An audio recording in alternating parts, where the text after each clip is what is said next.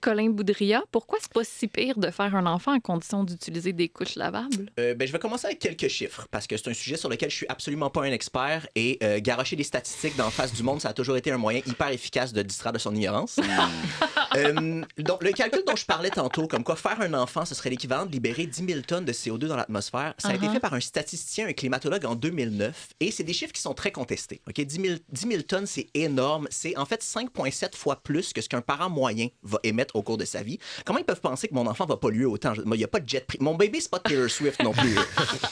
Ils sont arrivés en fait à ce chiffre-là parce qu'ils considèrent qu'une personne qui choisit de faire un enfant aujourd'hui serait responsable de 50% des émissions de son enfant, de 25% des émissions de ses arrière-petits-enfants, de 25% de ses petits-enfants et 12,5% de ses arrière-petits-enfants, et ainsi de suite, jusqu'à la fin de l'humanité, ce qui, avec des chiffres aussi terrifiants que ça, risque d'être dans 4-5 minutes. OK?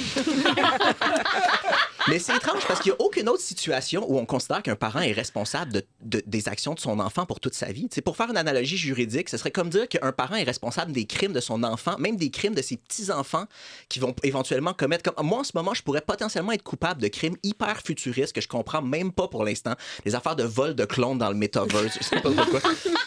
Il y a d'autres calculs qui ont été faits qui sont un peu moins exagérés, qui estiment que avoir un enfant, ça représenterait plus 45 tonnes d'émissions de CO2. Ce qui est l'équivalent de prendre un vol transatlantique aller-retour tous les 4 ans au cours de sa vie, ce qui est quelque chose que beaucoup de personnes font, on s'entend. Vous trouvez peut-être encore ça énorme, 45 tonnes d'émissions, mais il faut savoir que si je soustrais les 228 kg de CO2 que je vais sauver en utilisant des couches lavables de seconde main, on se retrouve avec un minuscule 44,8 tonnes. Et 44,8 tonnes de CO2, c'est quelque chose que je pourrais compenser en utilisant des couches lavables pendant 491 ans. Ah, c'est pas pire. Ça devient propre à quel âge un bébé déjà? Je sais pas si vous savez.